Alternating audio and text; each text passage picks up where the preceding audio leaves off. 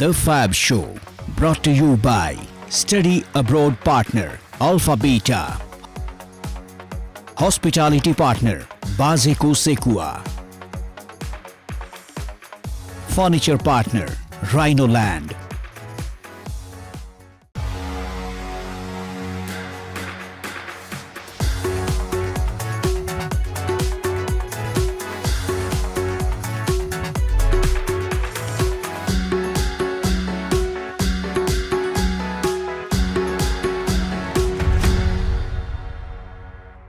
Hello and नमस्कार यहाँलाई आजको द फ्याब शोमा स्वागत छ। आज सन्डे भनेपछि हाम्रो आइतबार भनेपछि हामी सन्डे स्पेसलमा छौँ।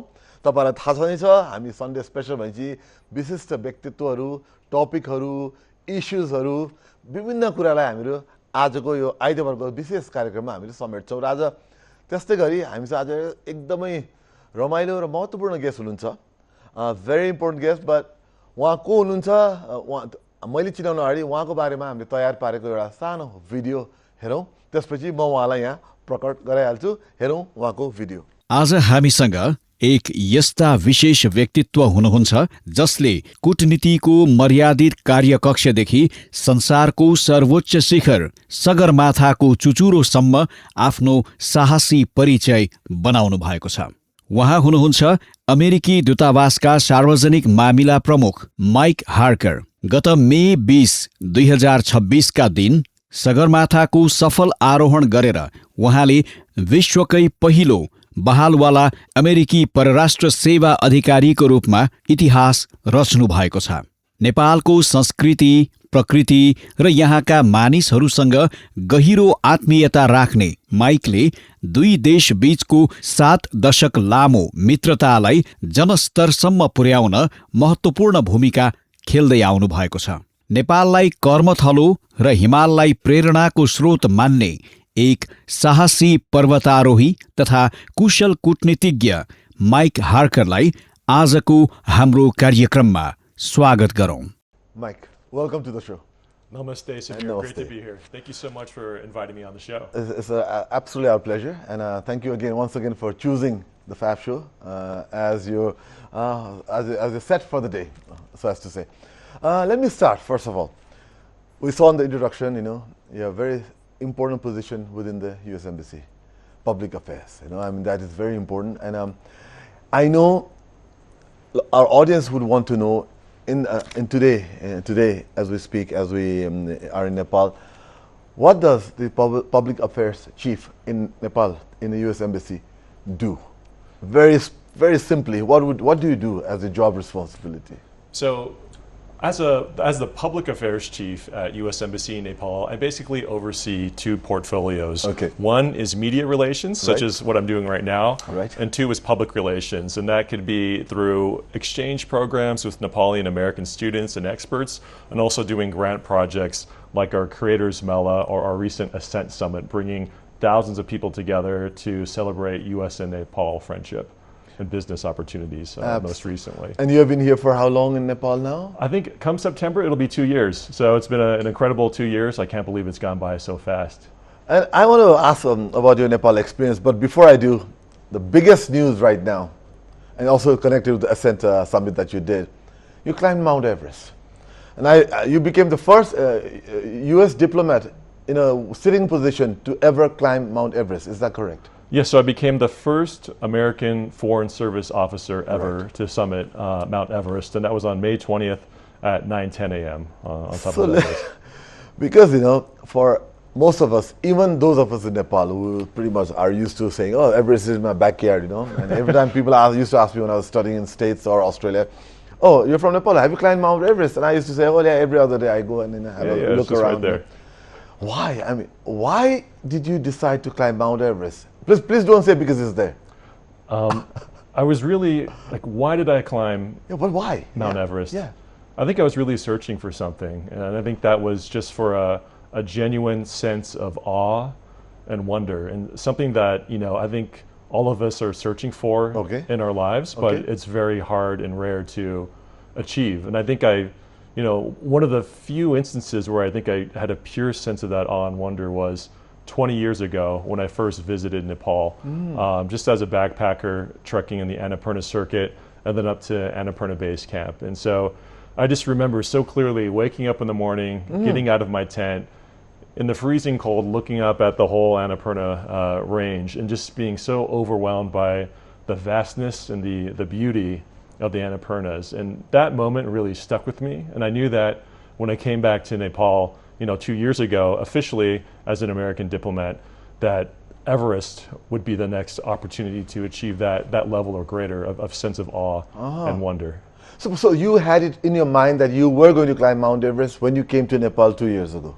It was on my mind, but I think there's a saying that you're a reflection of the people you associate with and the 5 closest people you hang out with. And so I've been lucky to become friends with a lot of great mountaineers and Sherpas here in Nepal.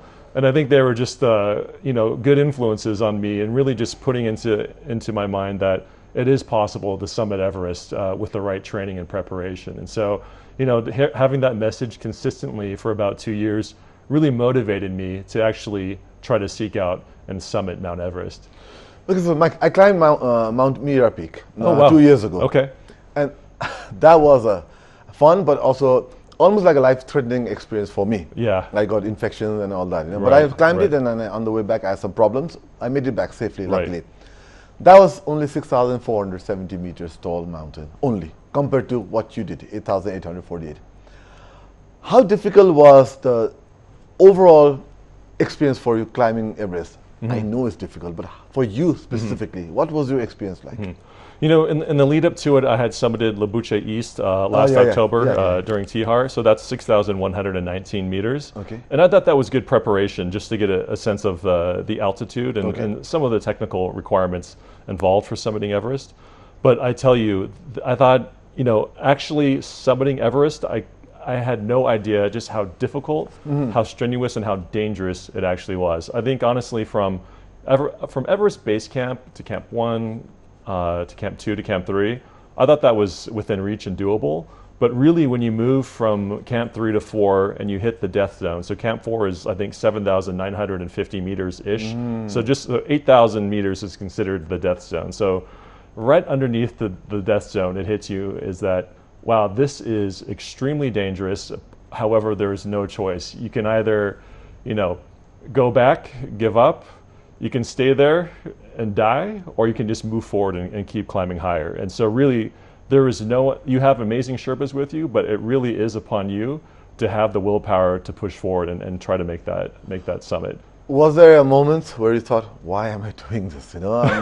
Should I go back? Should I turn back? The option is always left with you, right? Did you ever feel that? Yeah, absolutely. I think it's a bit of a meditation, actually. I think when you are climbing, because it's just you, your thoughts. Maybe your guides are with you, giving you encouragement, and you see other people around you. But for much of the climb, it's just you and your thoughts. And for me, it's coming from the embassy, coming from Kathmandu, a bunch of programs going on, just all these different thoughts in your head about all these other responsibilities. But with each step, those thoughts fade away as the higher you climb. And really, it's just, of course you have these moments of self-doubt of, why am I doing this? This is so risky. I could just be much more relaxed back home in my normal routine. But again, for me, it was to really try to seek out that unique sense of awe and wonder at the top and really push myself and see, what my limits were physically. In many ways, it feels like there's a big mental health or psychological push happening all the time in that area. Absolutely. How did you train for that? I mean, I know we'll discuss a lot of stuff, but Yeah. the mental side of things is what I'm very interested about. Yeah. Actually, I think I met a lot of great Sherpas. I met a lot of great elite athletes who were climbing. They all had their different routines to prepare to climb, especially mentally. For me, I think it really tied into my yoga and meditation practice, which is, I've been practicing consistently for about 12 years now or so. Just a really deep Ashtanga yoga practice, as well as meditation practice as well. I need to get into this. So yeah, we can go into it. But really, I think there are moments on the trek where, like you say, you're asking yourself, like, what am I doing here? Why am I doing this? But those thoughts will slow you down and hinder you as you climb upwards. So you really need to focus on your breath to keep moving upwards. So really, it was just like a breathing, like a pranayama breathing exercise that I was doing. Simply like inhale 2 breaths, exhale 2 breaths as you move up. And at moments also, I was just chanting to myself, Om Mani Padme Hum, just to get that strength within, to keep climbing higher, to push away those thoughts of self-doubt. So Mike, would you consider yourself a very spiritual person, or did you develop it recently? Because you just mentioned you're doing yoga and you're chanting Om Mani Padme Hum. Were you always like this? Yeah, I was. You've always been spiritual? Always been, but I think it's been, as a diplomat, I've been a foreign service officer for about 15 years. Served in Bangladesh, Iraq, Pakistan, Qatar, Egypt, Burma, and now here. And just, with this great career, you're able to travel to so many different places and cultures, get exposed to various religions and spiritual beliefs as well. And so I think I've, through this career, have been able to dive in a little more deeply into spirituality. And I think it's, of course, Nepal is just such a powerful place, right? To put it simply, for that. Yeah. Mike, I'll hold you here. Okay. It's time for a break. All right. Because I really don't want to stop, but we have time. But अहिले छोटो एउटा breakup बेला भएर चाहिँ हामी हाम्रा आज अतिथिसँग अहिले फेरि कुरा गर्छु तपाईहरु कहीँ नजानु होला किन आजको कुराकानी अझ रमाइलो हुनेवाला छ छोटो break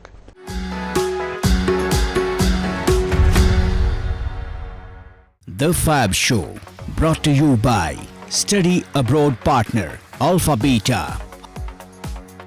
Hospitality Partner, Bazeko Sekua. Furniture Partner, Rhino Land.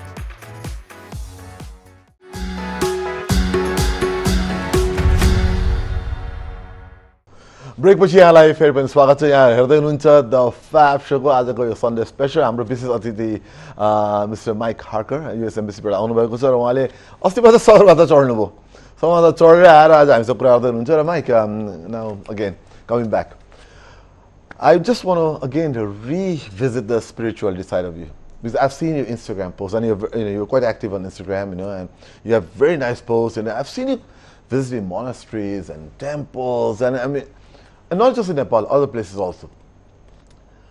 What drives you to spirituality? Everyone has their reason. Mm-hmm. You are usually busy in your own life with the bureaucracy and diplomacy, not bureaucracy, diplomacy. What is your drive towards spirituality, and how do you apply that in your regular life? I think it's just at its core, it's a sense of curiosity and just an attempt to truly understand reality, and great respect for all religions. And really, I find that each faith is just a path up the same mountain, really. And but we're so lucky to be here in Nepal, and especially in Kathmandu, where it's such a intense concentration of sincere devotion and prayer. And how's been your experience in Nepal so far? Like, it's been 2 years, right? I know, obviously it must be good, but have there been memories or have there been instances where it's like, wow, I can never leave Nepal, stuff like that? Oh, absolutely. Every day I feel that, and I really feel like you're in a movie living here in Kathmandu, especially just because there's just so many festivals every single day. But I have to say, one of the standout places and experiences I've had have been in Mustang. Such an incredible frontier up there, right? And the American Embassy is doing a few Ambassadors Fund for Cultural Preservation projects where we're helping to restore various cultural heritage sites and monasteries, some of the oldest monasteries in Tibetan Buddhism as well, actually, and also helping restore artifacts discovered in that area. So that's it's an incredible way to help communities and revive communities. For example, just helping restore one particular monastery in the north has brought thousands of lamas back to celebrate annually there, and helping revive tourism in that area around Gopagar. Okay. Yep. So you are connecting the work with your travel, Yeah, absolutely. Other places that you have actually enjoyed, for maybe in the Tarai area or in the other areas of Nepal, have you had a chance to see a few very unique places? Yeah, absolutely. Like around Chitwan, for example, we had our creators Mela Yes, you did. there earlier this out year. of Kathmandu. Yeah. Yes, we did. We did. So, like, just traveling in Terai, amazing area, quite hot, especially like this time of year. I think you were down there recently, right? But it's just there's what's great about Nepal is it's just so varied, right? With the Terai, Himal, and the Bahad in between. And now you also with media. Yes, you're very closely linked to media. Yeah. I used to work in TV news actually back in Los Angeles before I became a diplomat. That's amazing. I was thinking like media is also very, especially US, glamorous. Television, media, glamour. But then you went to diplomacy, but which is also obvious. Bureaucracy also not less glamorous. From where you see.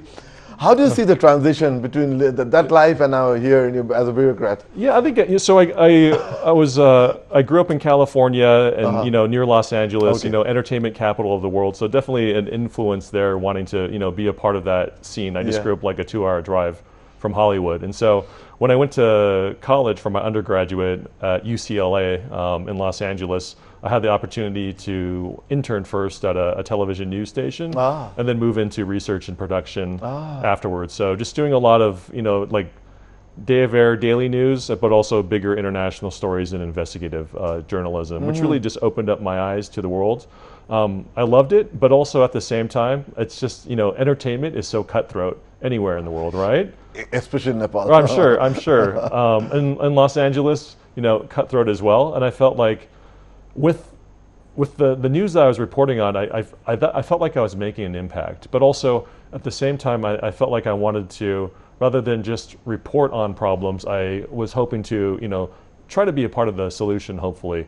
I grew up in a military family where my dad was a lieutenant colonel in the Air Force. He was a pilot. Oh, wow. He flew in the Vietnam War. Oh. I was actually, my birth mother was a refugee from Vietnam. So she came to America. I was adopted. I was born and then adopted into this military family. And so since birth, really, this idea of service, helping people was a regular part of my life. And so, that clicked in me when I was working in TV news in LA, and I felt like, maybe I could try something different, and I applied to become a diplomat, and here I am. And what's the best thing about the position you're in right now, public affairs, right? Like, you do a lot of work, obviously, we've discussed it. What is that about that particular position that, is fun for you? As public affairs chief and as a public diplomacy officer in general in any country, I think the best part, sincerely, is that you get to work with every aspect of society, from grassroots organizations to teachers to young students wanting to learn English, all the way up to government officials and business executives, and increasingly with the State Department we're trying to find linkages between American and, for here, Nepali companies to create opportunities for everyday Nepalis. So it's really looking for opportunities and making those linkages between all aspects of society and American expertise and investment when it makes sense. Yeah, because since you have been here, you have been involved with the Creators Mela, the Ascent Summit, Ascent Summit, and also AI basically startup events. Yeah, a lot focused on entrepreneurship, AI, and tech. Yeah. So, how I know US is very much up there. Where do you see Nepal in this overall ecosystem? Like, where like we have Silicon Peaks, and now we're calling Silicon Peaks, and where do you see Nepal in this entrepreneurship position, based on what you have seen of the Nepali youth and entrepreneurs here in Nepal? I mean, there's incredible talent here that's already, making significant impact on U.S. markets. For example, there's plenty of American companies that we work with via the American Chamber of Commerce in Nepal. Just plenty of examples like Leapfrog, Security Pal, Fuse Machines, for example. And so, like, the talent is there, and it's already clearly demonstrated its impact on the markets. And then as we run through the embassy or support a lot of tech, startup, and entrepreneurship hackathons, for example, we definitely see plenty of talent that is actually ready for investor funding. And so when I meet with these groups too, it's just like we at the State Department basically, or at the embassy, have to pitch to our teams back in Washington, D.C., the significance and the impact that these Nepali companies are making to justify the funding that we receive to do these programs. So I'm asking, like, how does Nepal compete with the region? How does it compete with India, for example? And it really is just, you get a higher ROI on each individual entrepreneur. And really Nepal has an opportunity just to find its niche and to take a little bit of the pie from other countries who are in the same space without basically just moving along. Yeah. I know in the past also US Embassy has done events with the Creators Mela, in the past also. But this time you guys went out of Valley. Well, in the past also you have gone out of Valley, but this time it was very prominent. Yeah. Different parts of Nepal. Yeah. I think Nepalganj also and some Nepalganj, other places. Chitwan, yeah. How was that like? I mean, what was the energy like, and Yeah. how did you see it, this time? It's we weren't sure what to expect going outside of the orbit of Kathmandu and the safety of Kathmandu, because here it's a lot easier just on the production scale wise to control all the variables for it, and so we know it would be a big success in Kathmandu, but it's a new audience that you're trying to reach out in Nepalganj, for example. But when we went to Nepalganj, I think the energy actually matched or beat Kathmandu in hindsight. Okay. I think there was probably like 800 people in the ballroom. Right. When Sajjan Rajvadia performed, it was chaos, a good kind of chaos. He's a rock star. Yeah, so they were on their feet, on the chairs, up to the edge of the stage, chanting Sajjan's name up there as well. So just really great energy, and also just I think what's nice and refreshing is just authentic sincerity and enthusiasm to be there and to really hear from the experts on stage. We had folks from Shark Tank, for example, hearing people pitch their businesses as well as their brands as influencers, Right. and so just offering, I think, for Nepalganj, for example, just a really rare opportunity to have these kinds of very high-level interactions. Wow. And we hope to continue that type of programming in the coming months. Now, I want to talk more about that, but after a break, because there's a lot of more that you're doing we haven't discussed yet. But अहिले एउटा छोटो ब्रेकमा जाउँ. ब्रेकपछि हाम्रो अतिथिलाई हामी फेरि लिएर आउने नै छौँ. कहीँ नजानु होला, हेर्दै गर्नु होला द फ्याब शोको सन्डे स्पेशल.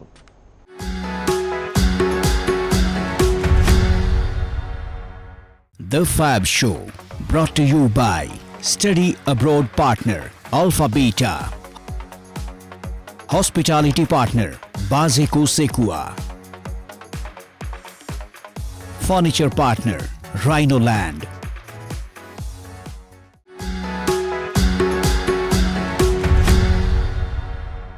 ब्रेकपछि यहाँलाई स्वागत छ. यहाँ हेर्दै हुनुहुन्छ द फ्याब शोको आजको सन्डे स्पेशल. हाम्रो विशेष अतिथि हुन्छ युएस एम्बेसीको पब्लिक अफेयर्सको चिफ मिस्टर माइक हार्कर हुनुहुन्छ. हामी उहाँसँग अङ्ग्रेजीमा बोलिरहेको छौँ, तर तपाईँले फलो गरिरहनु भएको छ होला हामीलाई भन्दै.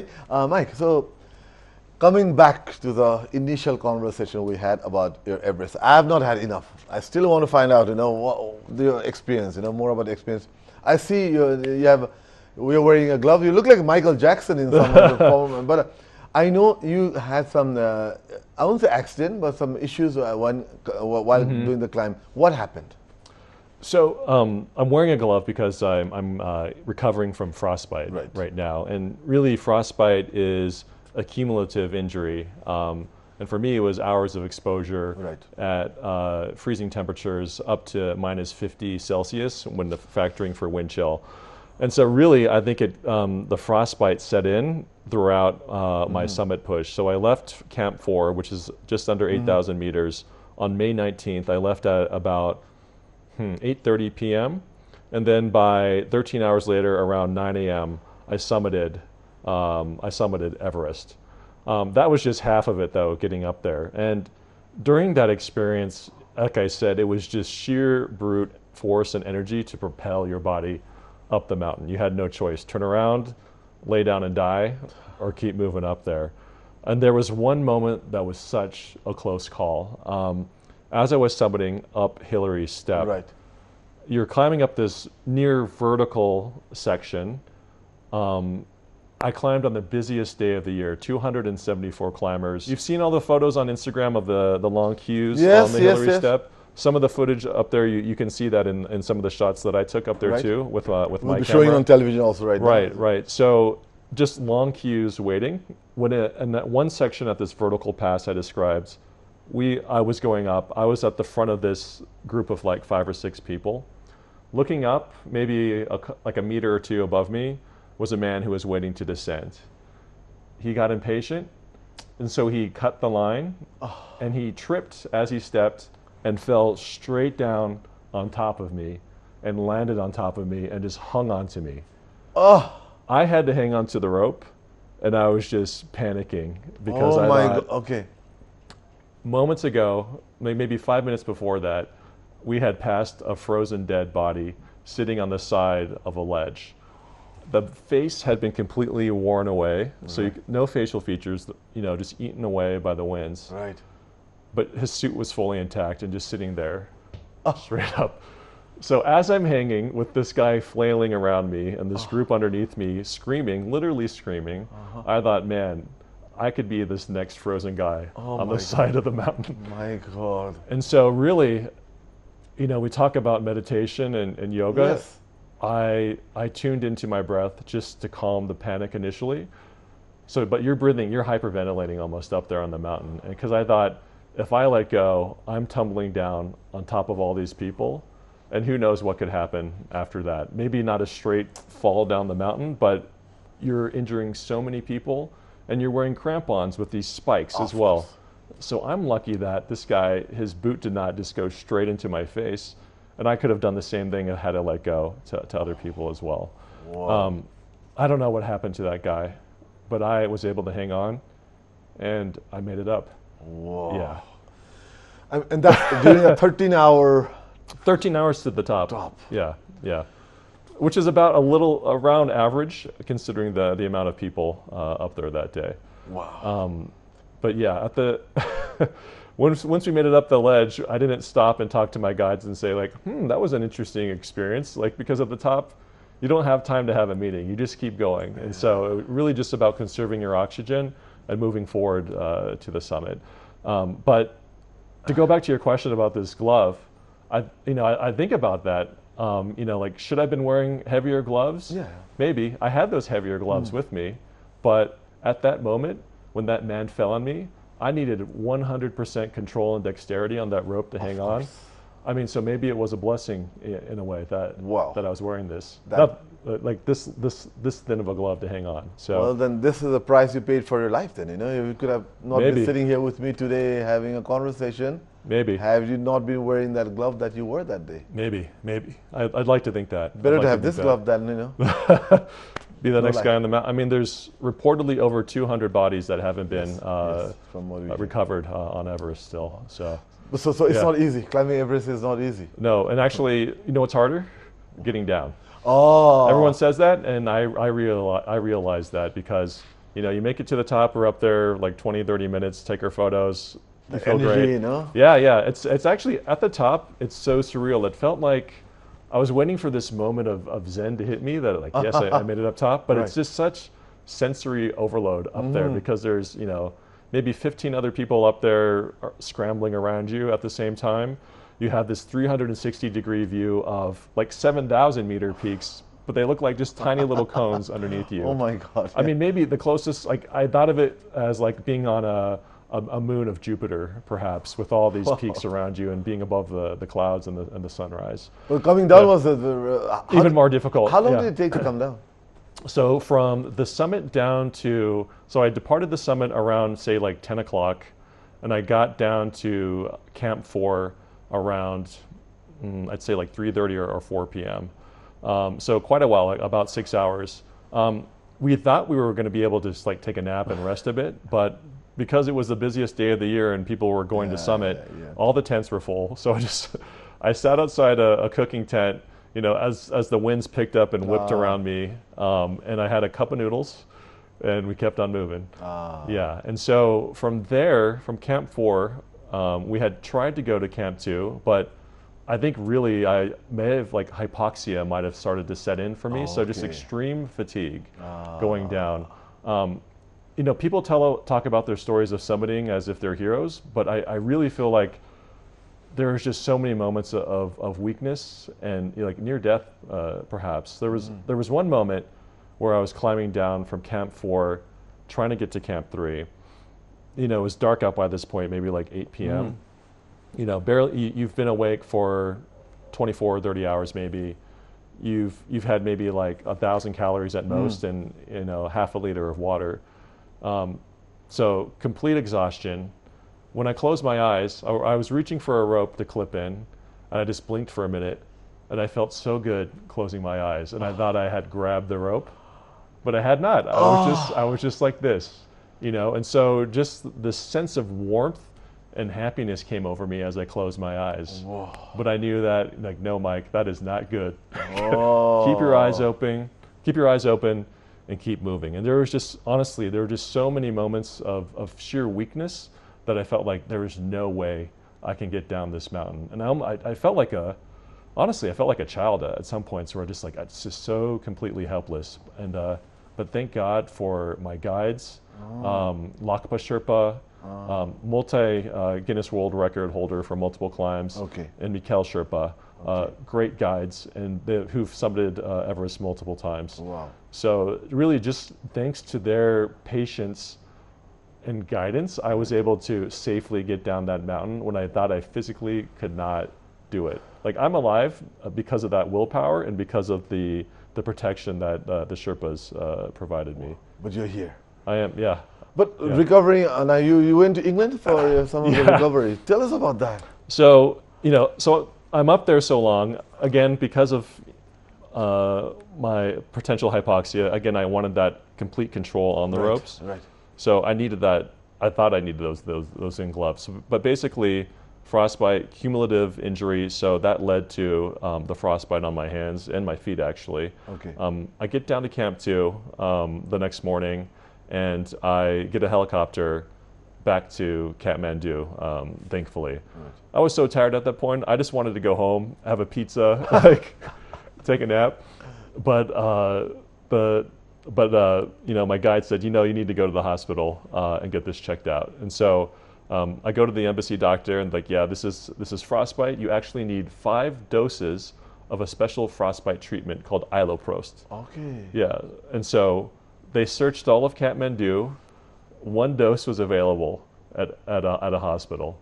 So I go to the hospital, and I'm basically, lying in bed with this IV hooked up to me, getting this infusion of iloprost for 6 hours.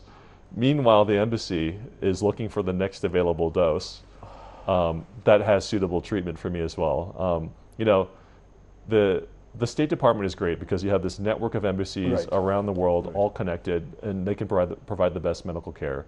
And so they determined London was the best place for me to go to receive the 4 remaining doses of iloprost. So I'm in the hospital from like 7 p.m. to 3 a.m. I find out that the next dose is in London, and then by 7 a.m. I'm on a plane to London. So 4 hours to get home, pack all my stuff, get to London, and then I'm in a hospital for about a week, getting now like 12-hour infusions of this iloprost, which is basically helping expand the capillaries and blood vessels in your body to help improve the recovery. And how's that going? It's going great. Every day I feel better, and I'm having more sensation and feeling in my hands and feet. Both hands. Yeah, and feet. Yeah, like so in London I couldn't walk. I was in a wheelchair, but here I am walking now, and hopefully I'll be able to get back to running soon. So really just thankful to the expedition company, Seven Summit Treks, and the embassy, and all the medical providers for getting me the treatment I needed. Yeah. Well, we'll talk. I mean, this is amazing. I don't want to take a break, but this is just so engrossing and so important. So it's mind blowing, basically. But we'll take a break. Sure. Last break for the day. एउटा छोटो ब्रेकमा जान्छु तपाईहरु हामीसँग हुनुहुन्छ सरी break गर्नै पर्छ break पछि हामी माइकलाई लिएर लास्ट सेगमेन्ट बाँकी छ हामी लिएर आउँछौं हेर्दै गरौँ हामीलाई अहिले छोटो ब्रेक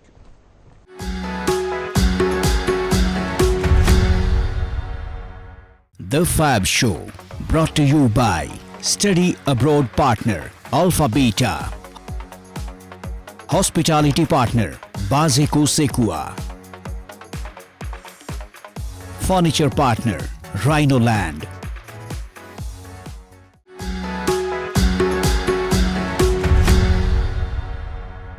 ब्रेक पछि यहाँलाई स्वागत छ यहाँ हेर्दै हुनुहुन्छ द फ्याब शो अन्त किन हेर्ने र विशेष गरी आज तपाईहरु ठाउँ हेर्नुहुन्न होला र हेर्नु भएको छैन होला भन्दै म माइकलाई फेरि फिर्ता बोलाउँछु हाम्रो शोमा mic so I mean your experiences in the last 45-50 minutes that we have talked is just amazing. It's mind blowing.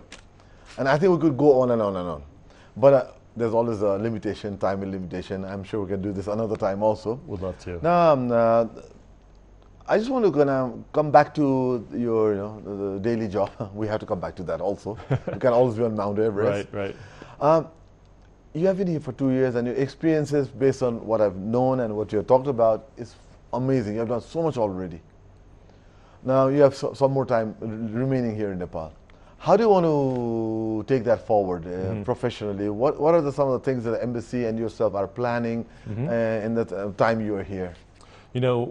Just last month with the Ascent Summit, we saw tremendous success with this adventure tourism themed expo. Right. We even had our Undersecretary for Public Diplomacy, Sarah Rogers, out here. That just goes to show you the level of support the State Department has for Nepal, and just really all the opportunity that there is here. With this Ascent Summit specifically, we would love to expand upon that, just because honestly, we were all surprised by the success of it. We knew that there would be great interest from a specific niche community, but the fact that more than 1,600 people went to the event and then more than 20 million people saw the content online just speaks to the interest in this type of program. We thought the gold standard would be the Creators Mela, which had in a day about 1,000 people, but to almost double that through this specific niche industry goes to show you there's more market interest in doing events like that. So we hope to expand on the Ascent Summit, maybe incorporate more American tech brands as well, like watchmakers, for example, or like GPS companies, just to show the American tech innovation linkages that are possible with the Nepal adventure tourism industry. In addition to that, we talk about yoga, meditation. There's such Nepal is renowned for its spirituality, to put it simply. So we want to pursue an event tied to the wellness industry here and the potential for it. It's big here. I think there's actually quite a bit of nice overlap already between the climbers who come here during the climbing season in spring and fall, and they're naturally tied into these other experiences, perhaps with Ayurveda, meditation, yoga, and other forms of healing, perhaps too. So there's a huge industry already in the region, and a potential bigger market from American audiences as well. So we're looking to see how we can do kind of like Creators Mela / Ascent Summit, but for the wellness industry as well. And there's plenty of businesses and resorts and companies out there already in that market, and they're just looking to expand. And we just want to help and be a part of that process and part of that expansion at the embassy. And also, carry on. You're saying no, please. And personally also. Yeah. Are there things you want to do? You have, in the last 2 years, seen so much, done so much. I'm sure you won't go back to Everest again right now. I think you have enough Everest for right now. Anything else you want to do? The mountains are calling. Oh, already? Still. Oh, already. Maybe not. I'd definitely go back to Everest, after I recover. But also I'm thinking Amadablam perhaps as well. Oh, that's a beautiful mountain. I mean, because when you're out there with, you fly to Lukla, fly to Namche perhaps, then you start your trek to Everest. Right. Amadablam, there it is on your right side, just, it's towering over you. It's a beautiful mountain. It's so beautiful, yeah. So maybe Amadablam in the future. Oh, wow. Hoping to, yeah. Yeah, they say mountains call you, I mean, it's when I did my Mira Peak, I've been wanting to go back, The plan was for Lobushe this fall, but I'm not sure if I'll manage it this time. But yeah, it seems to do that. Compared to some of your other placements in the past, where you have been to different countries, I know this is a very general question, maybe even a cliche. Are there any unique things apart from nature and all that, unique things about Nepal, Nepali people that you have felt, if you were to compare? I mean, I've been lucky every country I've been to, just wonderful people, every country, plenty of opportunities. But I think honestly, just the sincere warmth and hospitality of the Nepali people is unmatched. And I talk about my first Annapurna trek 20 years ago. I remember just, on that 10-day hike or so, just stopping at tea houses along the way and just having, nice little conversations with all the tea house owners, sitting around these stoves, warming our feet, eating dal bhat. I remember I asked for, I was starving, so I was asking for some chicken for one dinner with my dal bhat. And this little boy went outside and ran after a chicken, and I heard that. So it's oh, there's the chicken for tonight. But we have the most delicious dal bhat you can imagine, and then just sit outside and seeing like rest in peace under the stars. Yeah, it's just such a magical place. I really mean it. And have there been people here in Nepal that you have had a chance to connect with? You feel like very memorable here. Yeah. It's been such an education, and I think all of my colleagues at the embassy, all the American diplomats, feel the same way, and that they're able to meet just so many different people from all walks of life. And for me, I've made incredible lifelong friends. I really mean it, and just some fascinating thought leaders as well in religion too, and spirituality that have really just helped better my understanding of the work that I do and what we're all doing here. Because as I said earlier, you're the spirituality side of things from your point of view. From when I look at you, it come across as being very calm, very spiritual, very grounded kind of personality, And I guess in bureaucracy or diplomacy, that really helps. Yeah, absolutely. I think it's what's interesting is with our work is we're out there so much. We're meeting a wide variety of people across all spectrums of society, like I said. But it's really, I think, imperative to just keep your composure and almost just become like the observer in the conversation. I'd say Nepal hasn't been, Nepal's been great because the people are wonderful, but definitely I've been in conflict zones where, things are exploding like down the road around you and you have to be composed. So just having that ability to, recognize a thought, emotion, a fear, whatever, but just recognize it simply as fear or a thought and not succumb to its power is so important. And I think I try to implement that in just all of my all the work that I do here, and especially back on Everest that saved my life. Absolutely. I had to ask this question, your diplomacy aside, your embassy jobs aside, you've seen Nepal as a friend also. 20 years ago and now also. As a friend of Nepal, where do you see the Nepal's, where should we be looking at? Where should Nepal's youth be looking at now? Which direction should we be looking at? As a friend of Nepal, what would you suggest? What would you say? I mean, really look to like where there's growth and innovation, and I think that's in the tech industry right now. So finding opportunities, one maybe through our programs that we offer. It's we offer nationwide programs that people can apply for. And hear from experts from Nepal, from Nepali businesses and American businesses. So join our programs and just come to the Creators Mela or Ascent Summit and hear from the best, and hopefully we can inspire them. Absolutely, Mike. As I said, we could go on and on forever, but I think we have to stop now, because otherwise I'll start a whole chain of events that'll take us for another hour, and our producer will not be very happy with me, and the channel might not be very happy with me. But we will have to do part 2 of this one day. Would love to. But thank you so much for coming. Thank you, Samir. It's great to be on the show, and just thankful to have the chance to share my Everest experience and just some of the great work that my colleagues and I are doing. And you certainly are doing a lot of good work, and we thank the embassy for doing a lot of good work for the youth especially, and thank you from Nepal's perspective. Thank you very much, and wish you all the best with the recovery. Thank you. And to further summits and further ascents, and good luck with that. Thank you, Samir. Namaste. Thank you, and namaste. यदि भन्दै आजको यो विशेष प्रस्तुति Sunday special म यही रोक्न गइरहेको छु। हामीलाई आशा छ तपाईहरुलाई आजको कुराकानी रमाइलो लाग्यो होला र तपाईहरुलाई कस्तो लाग्यो के लाग्यो हाम्रो कमेन्ट गर्न सक्नुहुन्छ, र याद गर्नु होला हामी सोशल मिडियामा छौं, हाम्रो इन्स्टाग्राम पेजमा छौं, हामी टिकटकमा छौं, र हामीहरु फेसबुकमा पनि छौं, र कहिले हामीहरु एक्स अथवा ट्विटरमा पनि छौं, र हामीलाई कमेन्टहरु गर्दै गर्नु होला। यति भन्दै आजको लागि बिदा दिनुहोस्। म समीर धन्यवाद दिन चाहन्छु। नमस्कार।